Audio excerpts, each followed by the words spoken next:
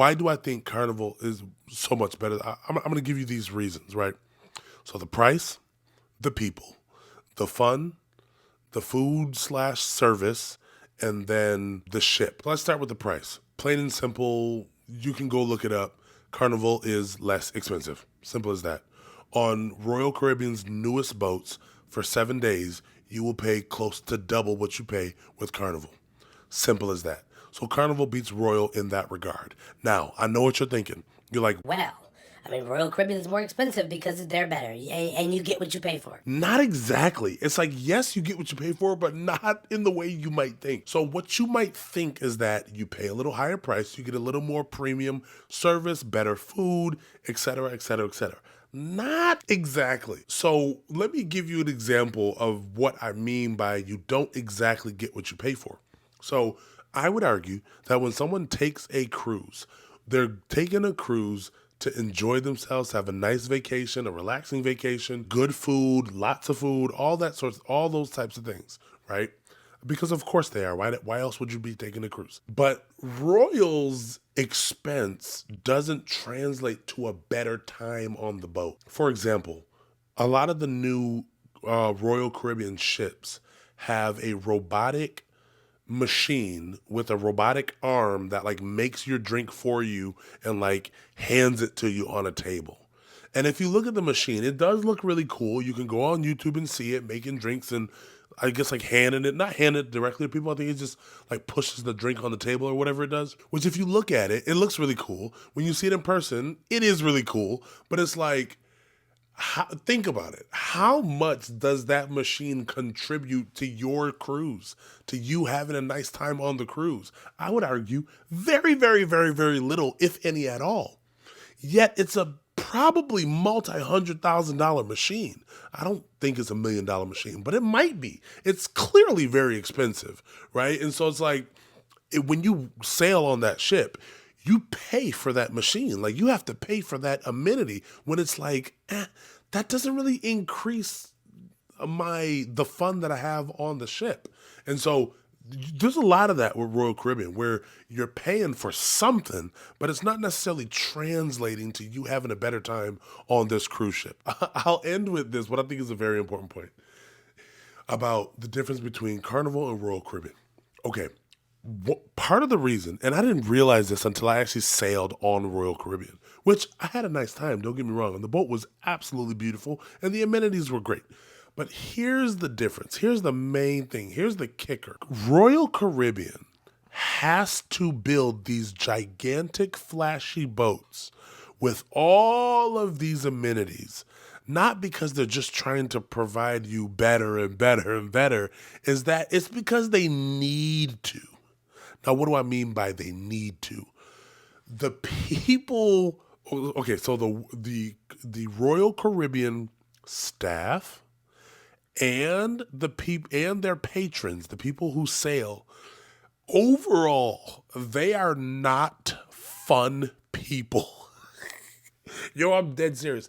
They overall, not every single person who sails on a Royal Caribbean boat. That's not what I'm talking about. Because obviously I sailed on Royal Caribbean and I'm a very fun person.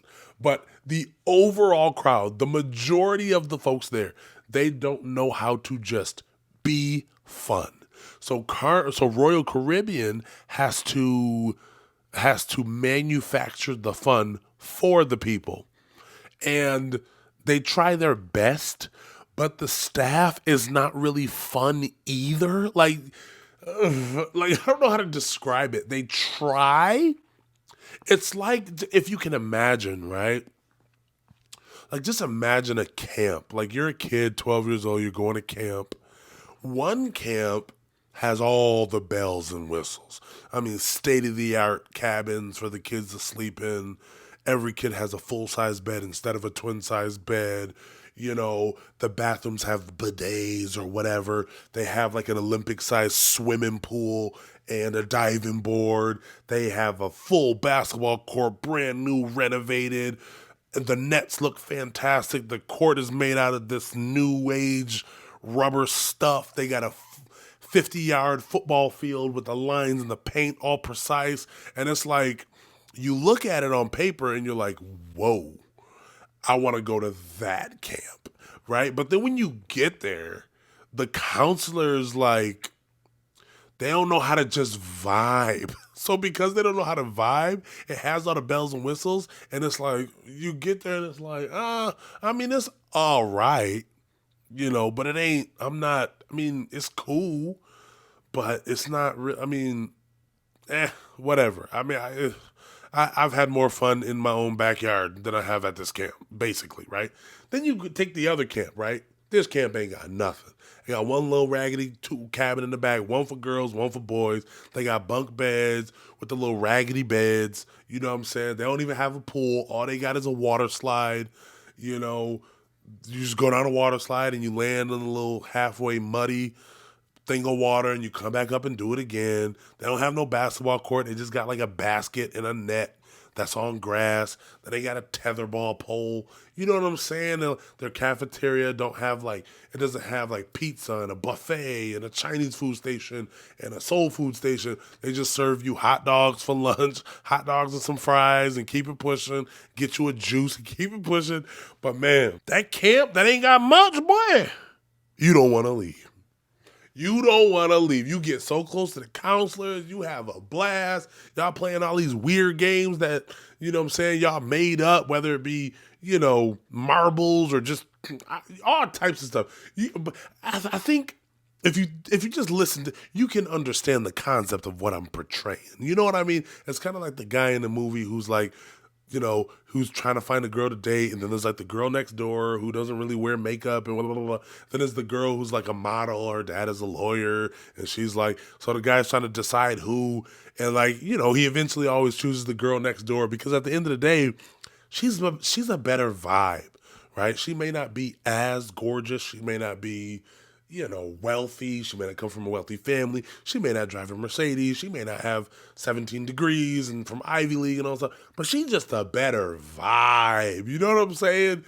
That is the difference between Royal and Carnival. Carnival is just a better vibe, dog. It's just more fun, man. It just is. And then you're not missing anything in terms of like the food and service. Comparable, very close, very close. There's great service on Royal Caribbean, I will say that, but there's equally great service on Carnival.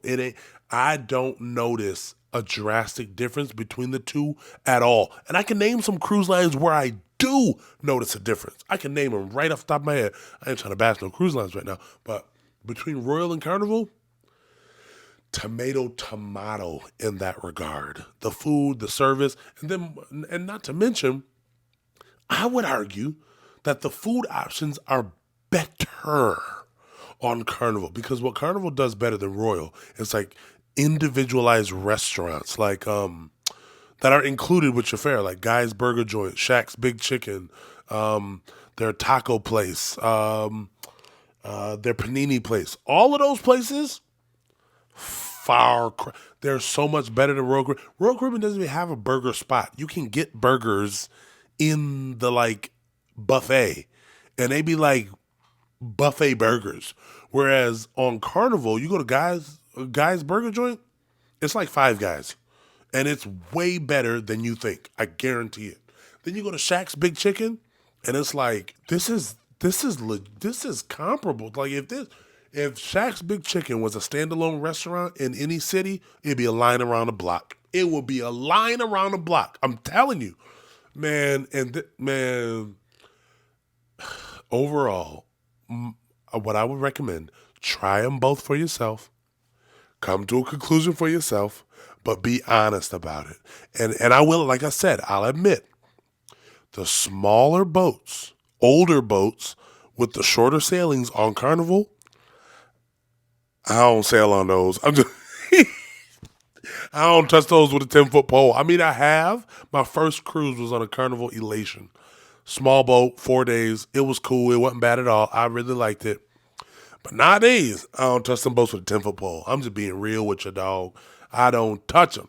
But the newer boats, Carnival Jubilee, Celebration Mardi Gras, you will have a better time on any one of those boats than on any Royal Caribbean boat at all. at all. Hands down, not even close. Not even close. What I would recommend is try them. Try them both. And I know cruises ain't cheap, so you can't just wake up and jump on a cruise. I get it. You know what I'm saying? But if you get a chance, try them. But try Carnival first because you're going to like it. You're going to fall in love with it. You ain't going to want to try Royal.